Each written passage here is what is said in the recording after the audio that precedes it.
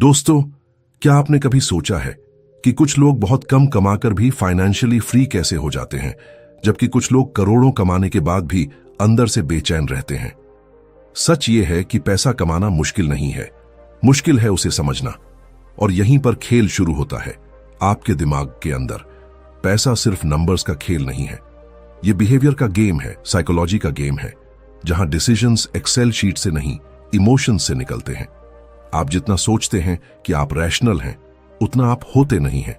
कभी आपने इंपल्सिवली कुछ खरीद लिया, कभी फ्यूचर के लिए सेविंग टाल दी, या फिर दूसरों को देखकर अपनी लाइफस्टाइल बदल ली। ये सब लॉजिक नहीं, साइकोलॉजी है। और यही छोटी छोटी डिसीजंस आपकी पूरी फाइनेंशियल लाइफ को शेप देती है। इस कहानी में हम जानेंगे कि क्यों स्मार्ट लोग भी पैसे के मामले में गलतियां करते हैं, क्यों लक और रिस्क हमारी सोच से कहीं ज्यादा पावरफुल है, और क्यों वेल्थ वो नहीं है जो दिखती है, बल्कि वो है जो छुपी होती है। ये सिर्फ एक बुक समरी नहीं है, ये एक ऐसा मिरर है जो आपको आपके फाइनेंशियल बिहेवियर की सच्चाई दिखाएगा। अगर आप सच में पैसे को समझना चाहते हैं और उसे कंट्रोल करना चाहते हैं, तो ये सफर आपकी सोच बदलने वाला है। क्योंकि असली बदलाव इनकम बढ़ाने से नहीं, माइंडसेट बदलने से शुरू होता है। Chapter 1, the hidden game of money, पैसा।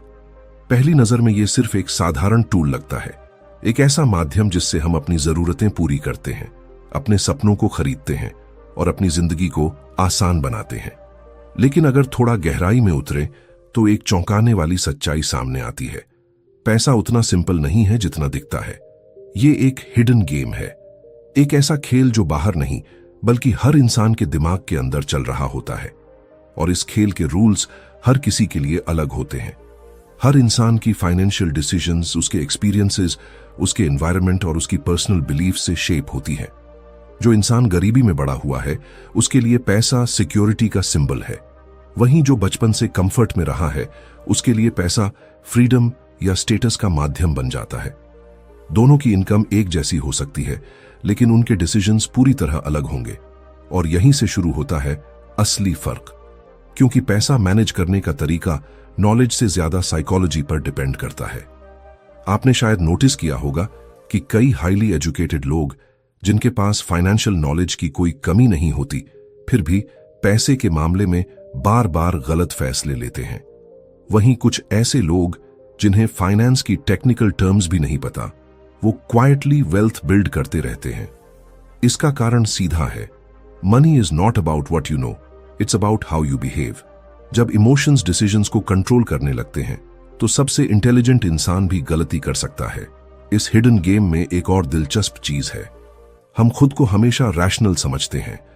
हमें लगता है कि हम हर डिसीजन सोच समझ कर लेते हैं, लेकिन रियलिटी इससे काफी अलग होती है।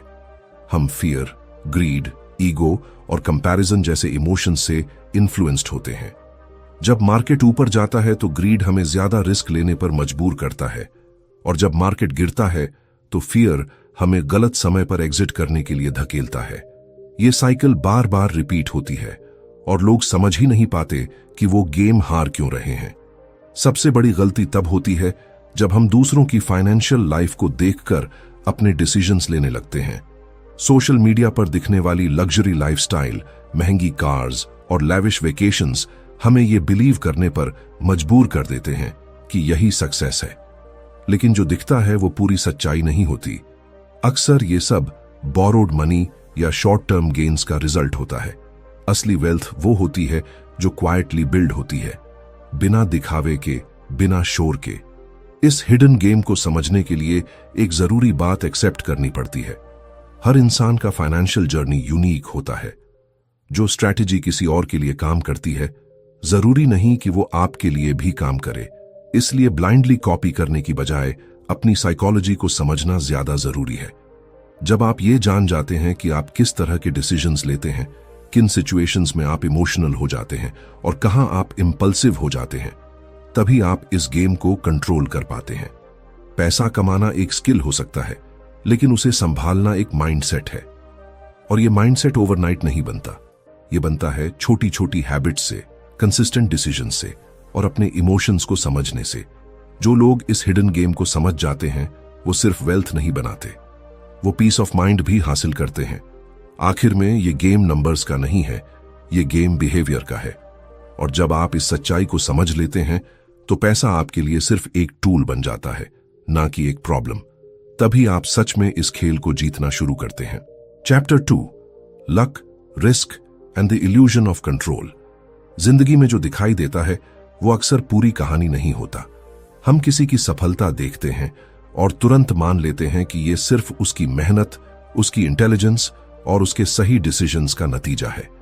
लेकिन पर्दे के पीछे एक और ताकत काम कर रही होती है, लक, और उसी के साथ एक और साया चलता है, रिस्क। ये दोनों इतने क्वाइटली काम करते हैं कि हमें अक्सर उनका एहसास ही नहीं होता, लेकिन इनका असर हमारी पूरी फाइनेंशियल जर्नी को बदल सकता है। हम इंसान नेचुरली स्टोरीज बनाना पसंद करते हैं। जब कोई सफल होता है तो हम उसकी जर्नी को एक साफ सुथरी कहानी में बदल देते हैं। उसने ये किया, फिर वो किया, इसलिए वो जीत गया। लेकिन ये नैरेटिव अधूरी होती है, क्योंकि इसमें वो मोमेंट्स शामिल नहीं होते जहां लक ने उसका साथ दिया, या वो सिचुएशंस जहां रिस्क ने उसे ऑलमोस्ट गिरा ही दिया था। यही इनकम्प्लीट अंडरस्टैंडिंग हमें एक डेंजरस इल्यूजन देती है, इल्यूजन ऑफ कंट्रोल। हमें लगने लगता है कि अगर हम वही स्टेप्स फॉलो करेंगे तो हमें भी वही रिजल्ट मिलेगा। लेकिन रियलिटी कहीं ज्यादा अनप्रिडिक्टेबल है। दो लोग एक ही स्ट्रैटेजी अपनाते हैं, एक अमीर बन जाता है, दूसरा स्ट्रगल करता रह जाता है। फर्क सिर्फ डिसीजंस का नहीं होता, फर्क टाइमिंग का होता है, सर्कमस्टांसेस का होता है, और कई बार प्योर चांस का होता है। ये बात अनकंफर्टेबल लग सकती है, क्योंकि हम मानना नहीं चाहते कि हमारी जिंदगी में कुछ चीजें हमारे कंट्रोल से बाहर हैं। लेकिन यही सच्चाई है। इस इल्यूजन का सबसे बड़ा नुकसान यह है कि जब हम सफल होते हैं तो हम खुद को ओवर एस्टिमेट करने लगते हैं। हमें लगता है कि हम हर चीज कंट्रोल कर सकते हैं, हम हर बार सही डिसीजन ले सकते हैं। यही ओवर कॉन्फिडेंस हमें अननेसेसरी रिस्क्स लेने के लिए पुश करता है, और जब चीजें उल्टी पड़ती हैं तो हमें समझ ही नहीं आता कि गलती कहां हुई। दूसरी तरफ जब हम असफल होते हैं तो हम खुद को अंडर एस्टिमेट करने लगते हैं। हमें लगता है कि हम में ही कोई कमी है, जबकि कई बार फेलियर का कारण सिर्फ बैड लक होता है। ये माइंडसेट हमें रोक देता है, हमें आगे बढ़ने से डराता है, जबकि सच ये है कि सक्सेस और फेलियर दोनों में लक और रिस्क का हिस्सा होता है। अगर आप इस गेम को सच में समझना चाहते हैं तो आपको ये एक्सेप्ट करना होगा कि आप हर चीज कंट्रोल नहीं कर सकते। लेकिन इसका मतलब ये नहीं कि आप पावरलेस हैं। असली ताकत तब आती है जब आप अनसर्टेनिटी के साथ जीना सीखते हैं, जब आप अपने डिसीजंस को इस तरह डिजाइन करते हैं कि अगर चीजें गलत भी जाएं तो आप पूरी तरह टूटे नहीं। यही रूम फॉर एरर असली प्रोटेक्शन है। समझदारी ये नहीं है कि आप हर बार जीतें, समझदारी ये है कि आप सरवाइव करें, क्योंकि इस गेम में जो लंबे समय तक टिकता है वही आखिर में जीतता है। छोटे छोटे लॉसेस, अनएक्सपेक्टेड फेलियर्स, ये सब जर्नी का हिस्सा हैं। लेकिन अगर आप हर सेटबैक के बाद वापस उठ सकते हैं तो आप गेम से बाहर नहीं होते। लक और रिस्क को समझना आपको हम्बल बनाता है। ये आपको ये एहसास दिलाता है कि आपकी सफलता सिर्फ आपकी नहीं है और आपकी असफलता सिर्फ आपकी गलती नहीं है। ये रियलाइजेशन आपको बैलेंस्ड बनाता है, आपको ग्राउंडेड रखता है। आखिर में जिंदगी एक प्रेडिक्टेबल इक्वेशन नहीं है, ये एक कॉम्प्लेक्स सिस्टम है जहां हर आउटकम के पीछे कई इनविजिबल फोर्सेस काम करती हैं। और जब आप ये समझ जाते हैं तो आप कंट्रोल के पीछे भागना छोड़ देते हैं और इंस्टेड आप फोकस करते हैं कंसिस्टेंसी पर, पेशेंस पर और रेजिलियंस पर। यही माइंडसेट आपको इस अनप्रेडिक्टेबल गेम में आगे बढ़ने की असली ताकत देता है। Chapter 3, the trap of never enough. कभी आपने महसूस किया है कि जैसे जैसे आपकी इनकम बढ़ती है वैसे वैसे आपकी इच्छाएं भी बढ़ने लगती हैं। एक समय पर जो चीज सपना लगती थी उसे हासिल करने के बाद भी दिल में वो सेटिस्फैक्शन नहीं आता जिसकी उम्मीद थी। कुछ ही समय में वो अचीवमेंट नॉर्मल बन जाती है और फिर एक नई चाहत जन्म ले लेती है। यही है वो इनविजिबल ट्रैप, नेवर इनफ का ट्रैप, जो इंसान को लगातार दौड़ते रहने पर मजबूर करता है, बिना कभी सच में रुककर संतुष्ट होने दिए। इस ट्रैप की शुरुआत बहुत सटल होती है। शुरुआत में हम सिर्फ बेसिक नीड्स पूरी करना चाहते हैं, एक अच्छा घर, एक कंफर्टेबल जीवन, फाइनेंशियल सिक्योरिटी। लेकिन जैसे ही ये नीड्स पूरी होती हैं, हमारा फोकस धीरे धीरे कंपैरिजन की ओर शिफ्ट हो जाता है। हम अपने आसपास के लोगों को देखने लगते हैं, उनकी लाइफस्टाइल, उनकी सक्सेस, उनकी अचीवमेंट्स, और यहीं से एक डेंजरस गेम शुरू होता है जहां हम अपने गोल्स खुद तय नहीं करते बल्कि दूसरों की जिंदगी देखकर उन्हें अडॉप्ट कर लेते हैं। सोशल मीडिया इस ट्रैप को और गहरा बना देता है। हर दिन हमें किसी न किसी की परफेक्ट लाइफ दिखाई जाती है, luxury cars, exotic vacations, branded lifestyle. धीरे धीरे ये सब हमारे दिमाग में एक बेंचमार्क बन जाता है। हमें लगता है कि अगर हमारे पास ये सब नहीं है तो हम पीछे हैं, और यही फीलिंग हमें एक एंडलेस चेज में डाल देती है। लेकिन इस दौड़ की सबसे खतरनाक बात यह है कि इसकी कोई फिनिश लाइन नहीं होती। जब आप एक लेवल अचीव करते हैं तो तुरंत एक नया लेवल सामने आ जाता है। जो कभी लग्जरी था वो नेसेसिटी बन जाता है, और फिर आप उसी चीज के लिए मेहनत करने लगते हैं जिसे आपने कभी ड्रीम समझा था। इस प्रोसेस में इंसान कभी ये रुक कर नहीं सोचता कि क्या उसे सच में इतनी दौड़ की जरूरत है, या वो बस एक इल्यूजन के पीछे भाग रहा है। नेवर इनफ का ट्रैप सिर्फ फाइनेंशियल डिसीजंस को ही नहीं बल्कि मेंटल पीस को भी डिस्ट्रॉय कर देता है, क्योंकि जब सेटिस्फैक्शन कभी आता ही नहीं तो इंसान हमेशा रेस्टलेस रहता है। चाहे उसके पास कितना भी पैसा हो, उसे लगता है कि कुछ कमी है। ये माइंडसेट इंसान को अंदर से थका देता है, उसे उस खुशी से दूर कर देता है जो एक्चुअली अचीवेबल थी। इस ट्रैप से बाहर निकलने का रास्ता आसान नहीं है, लेकिन पॉसिबल जरूर है। इसके लिए सबसे पहले यह समझना जरूरी है कि इनफ का मतलब क्या है। ये कोई फिक्स्ड नंबर नहीं है, ये एक पर्सनल डिसीजन है। जब तक आप खुद डिसाइड नहीं करते कि आपके लिए क्या पर्याप्त है, तब तक ये दौड़ कभी खत्म नहीं होगी। सच्ची फाइनेंशियल फ्रीडम तब आती है जब आप अपनी डिजायर्स को कंट्रोल करना सीखते हैं। जब आप ये समझ जाते हैं कि हर चीज जो आप अफोर्ड कर सकते हैं वो जरूरी नहीं कि आपको खरीदनी ही चाहिए। ये डिसिप्लिन आपको उस ट्रैप से बाहर निकालता है जहां ज्यादातर लोग फंसे रहते हैं। इतिहास गवाह है कि कई लोग जिनके पास पहले से बहुत कुछ था, उन्होंने सिर्फ और ज्यादा की चाह में सब कुछ खो दिया। उन्होंने रिस्क लिया, लिमिट्स क्रॉस की, और आखिर में वो भी खो दिया जो उनके पास पहले से था। ये एग्जाम्पल्स हमें एक पावरफुल लेसन देते हैं। कभी कभी जीतने का सबसे सही तरीका है अननेसेसरी रिस्क ना लेना। असली जीत उस इंसान की होती है जो ये जानता है कि कब रुकना है, जो ये समझता है कि ग्रोथ जरूरी है, लेकिन एंडलेस ग्रोथ की चाह डिस्ट्रक्टिव हो सकती है। जब आप इनफ को डिफाइन कर लेते हैं तो आपके डिसीजंस बदलने लगते हैं। आप कंपैरिजन से दूर हो जाते हैं और फोकस करते हैं अपनी पीस, अपनी फ्रीडम और अपनी जिंदगी की क्वालिटी पर। आखिर में पैसा सिर्फ एक टूल है, लेकिन अगर वो टूल आपको कंट्रोल करने लगे तो वो ट्रैप बन जाता है। नेवर इनफ की ये दौड़ आपको कहीं नहीं ले जाती सिवाय थकावट और फ्रस्ट्रेशन के। लेकिन जैसे ही आप ये डिसाइड करते हैं कि आपके लिए क्या काफी है, उसी पल आप इस ट्रैप से बाहर निकलना शुरू कर देते हैं, और वहीं से शुरू होती है असली आजादी। Chapter 4, the silent power of compounding. कुछ ताकतें ऐसी होती हैं जो शोर नहीं करती, लेकिन उनका असर सबसे गहरा होता है। कंपाउंडिंग भी ऐसी ही एक साइलेंट पावर है जो धीरे धीरे काम करती है, इतनी धीरे कि शुरुआत में उसका कोई खास असर दिखाई नहीं देता, लेकिन समय के साथ वही छोटी छोटी ग्रोथ एक ऐसी ताकत में बदल जाती है जो पूरी जिंदगी की दिशा बदल सकती है। समस्या यह है कि इंसान नेचुरली तेज रिजल्ट्स चाहता है। हमें इंस्टेंट ग्रेटिफिकेशन की आदत है। हम चाहते हैं कि हमारी मेहनत का नतीजा तुरंत दिखे, हमारा इन्वेस्टमेंट जल्दी मल्टीप्लाई हो जाए और हमारी प्रोग्रेस साफ दिखाई दे। लेकिन कंपाउंडिंग का खेल इसके बिल्कुल उल्टा है। ये पेशेंस मांगता है, कंसिस्टेंसी मांगता है और सबसे ज्यादा टाइम मांगता है। शुरुआत में जब आप छोटे अमाउंट्स इन्वेस्ट करते हैं या छोटी छोटी हैबिट्स बनाते हैं तो उनका इंपैक्ट लगभग इनविजिबल होता है।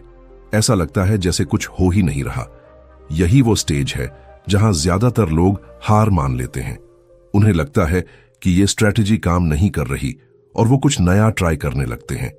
लेकिन सच्चाई ये है कि कंपाउंडिंग को काम करने के लिए समय चाहिए होता है, और जो लोग इस प्रोसेस पर भरोसा नहीं करते वो उसके असली रिवॉर्ड्स तक कभी पहुंच ही नहीं पाते।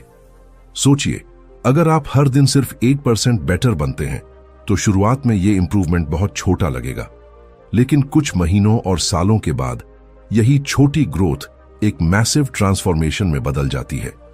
यही प्रिंसिपल पैसों पर भी लागू होता है। छोटे छोटे इन्वेस्टमेंट्स जब लगातार और लंबे समय तक किए जाते हैं तो वो एक बड़ी वेल्थ में बदल सकते हैं। लेकिन इस पावर का सबसे बड़ा दुश्मन है इम्पेशंस। जब लोग मार्केट के अप्स एंड डाउन्स देखकर घबराते हैं तो वो अपने इन्वेस्टमेंट्स को बीच में ही छोड़ देते हैं। कभी फियर उन्हें बाहर निकाल देता है तो कभी ग्रीड उन्हें जल्दी प्रॉफिट लेने के लिए मजबूर कर देता है। इस प्रोसेस में वो कंपाउंडिंग की चेन को तोड़ देते हैं और फिर शुरुआत से सब कुछ दोबारा करना पड़ता है। कंपाउंडिंग सिर्फ पैसे तक सीमित नहीं है, ये आपकी हैबिट्स, आपकी स्किल्स और आपके डिसीजंस पर भी लागू होता है। अगर आप हर दिन थोड़ा थोड़ा सीखते हैं, थोड़ा थोड़ा इंप्रूव करते हैं, तो समय के साथ आप एक कंप्लीटली डिफरेंट पर्सन बन जाते हैं। वहीं अगर आप छोटी छोटी गलतियां बार बार दोहराते हैं तो उनका नेगेटिव इंपैक्ट भी कंपाउंड होता रहता है। इसलिए यह समझना जरूरी है कि कंपाउंडिंग हमेशा दोनों दिशाओं में काम करता है, पॉजिटिव भी और नेगेटिव भी। फर्क सिर्फ इतना है कि आप किस डायरेक्शन में इसे जाने दे रहे हैं। सबसे पावरफुल चीज जो आप कंपाउंडिंग के साथ कर सकते हैं वो है कंसिस्टेंसी। ये जरूरी नहीं कि आप बहुत बड़े कदम उठाएं, जरूरी ये है कि आप छोटे कदम लगातार उठाते रहें, क्योंकि समय के साथ वही छोटे कदम एक बड़ी दूरी तय कर लेते हैं। और शायद सबसे अंडररेटेड फैक्टर है टाइम। जितना ज्यादा समय आप कंपाउंडिंग को देते हैं उतना ही बड़ा उसका असर होता है। यही कारण है कि जल्दी शुरू करना इतना इंपॉर्टेंट होता है, क्योंकि जब टाइम आपके साथ होता है तो आपको एक्स्ट्रॉर्डिनरी एफर्ट्स की जरूरत नहीं होती। ऑर्डिनरी एफर्ट्स भी एक्स्ट्रॉर्डिनरी रिजल्ट्स दे सकते हैं। जो लोग इस साइलेंट पावर को समझ जाते हैं वो शॉर्ट टर्म डिस्ट्रैक्शन से दूर रहते हैं। वो जल्दी अमीर बनने के शॉर्टकट्स के पीछे नहीं भागते। उन्हें पता होता है कि असली वेल्थ ओवरनाइट नहीं बनती, वो धीरे धीरे ग्रो होती है, एक स्टेडी पेस पर, बिना शोर किए। आखिर में कंपाउंडिंग कोई जादू नहीं है, लेकिन यह जादू जैसा जरूर लगता है, खासकर उन लोगों के लिए जो इसे समझ नहीं पाते। ये उन लोगों को रिवॉर्ड करता है जो पेशेंस रखते हैं, जो कंसिस्टेंसी बनाए रखते हैं और जो समय को अपना सबसे बड़ा एलाई बना लेते हैं। जब आप इस साइलेंट पावर को अपनाते हैं तो आप रियलाइज करते हैं कि सक्सेस किसी एक बड़े मोमेंट का रिजल्ट नहीं होती, बल्कि हजारों छोटे मोमेंट्स का एक्यूमुलेशन होती है। और वही एक्यूमुलेशन एक दिन आपकी पूरी जिंदगी को बदल देता है। Chapter 5, wealth is invisible. दुनिया आपको हमेशा यह सिखाती है कि अमीरी कैसी दिखती है, लेकिन बहुत कम लोग आपको यह बताते हैं कि असली अमीरी दिखती ही नहीं है। चमचमाती हुई गाड़ियां, बड़े बड़े घर, ब्रांडेड कपड़े, लग्जरी वेकेशंस, ये सब वेल्थ के सिंबल्स माने जाते हैं। लेकिन सच्चाई ये है कि ये अक्सर वेल्थ नहीं बल्कि स्पेंडिंग का प्रदर्शन होते हैं। असली वेल्थ वो है जो आपकी आंखों से छुपी रहती है, क्वाइटली ग्रो होती है, बिना किसी शोर के। जब आप सड़क पर किसी को महंगी कार चलाते देखते हैं तो आपके दिमाग में तुरंत एक असम्पशन बनती है, ये इंसान बहुत अमीर होगा।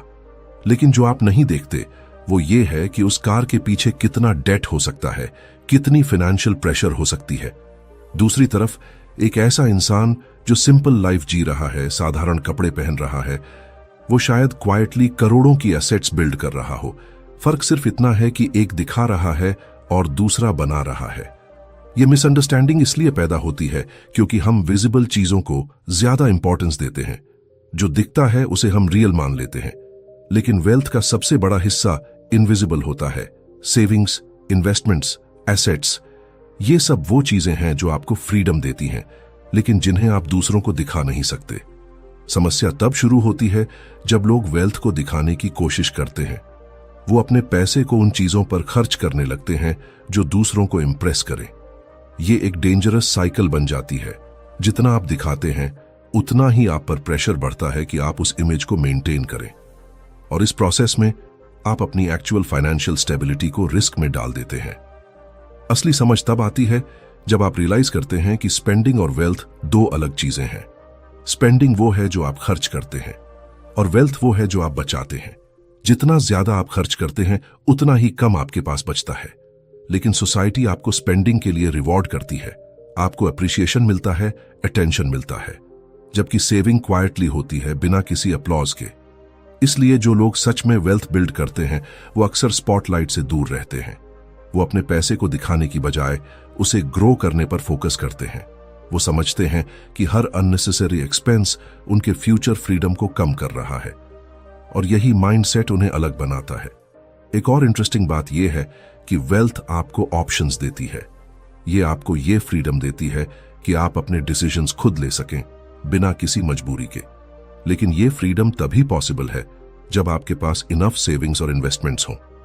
अगर आपका पैसा सिर्फ दिखावे में खर्च हो रहा है तो आपके पास वो सिक्योरिटी कभी नहीं आएगी जो असली वेल्थ देती है।